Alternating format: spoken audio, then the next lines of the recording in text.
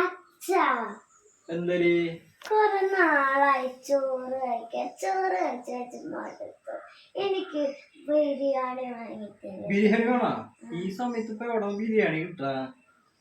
അച്ഛൻ നോക്കട്ടെ. നീ ആ പേഴ്സ് നിർത്ത, അച്ഛൻ നോക്കട്ടെ. നോക്കട്ടെ അച്ഛൻ്റെ പേഴ്സ് നല്ല ഭംഗിയുണ്ട് കാണാൻ. വല്ല ഉണ്ടോ നോക്കട്ടെ. രാവിലെ ചോറൊക്കെ നോക്കി വാങ്ങി തന്നെ 10 രൂപയുണ്ട്. ഇനിയിപ്പോ എന്തൊരു ചെയ്യാ?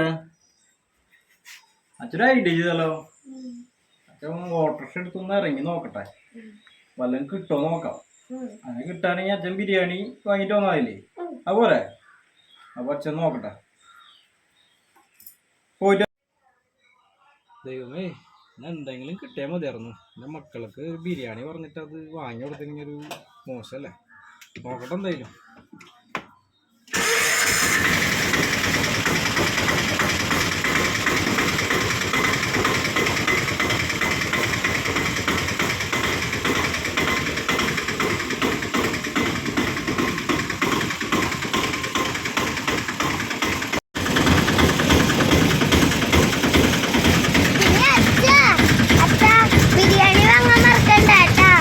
ബിരിയാണിയല്ല വാങ്ങി തരാം.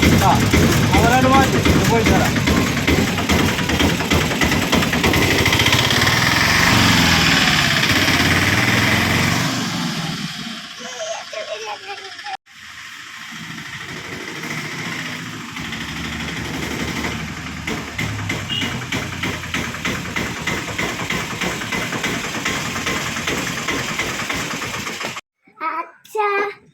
ബിരിയാണി വാങ്ങിയ ബിരിയാണി അച്ഛൻ പറയാം.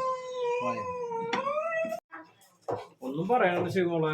അച്ഛന് 2 ഓട്ടം കിട്ടി. അതൊക്കെ സംഗതി ബിരിയാണി വാങ്ങാനുള്ള പൈസ കിട്ടി. പക്ഷെ 3ാമത്തെ ഓട്ടം കിട്ടിയതൊരു വയ്യാത്ത ചേച്ചിയായിരുന്നു.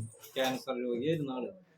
അച്ഛൻ എന്ത് ചെയ്ത കോടി പൈസയൊക്കെ ആ ചേച്ചിക്ക് എടുത്ത് കൊടുത്തു. വാടകയാണെങ്കിൽ വാങ്ങിയില്ല.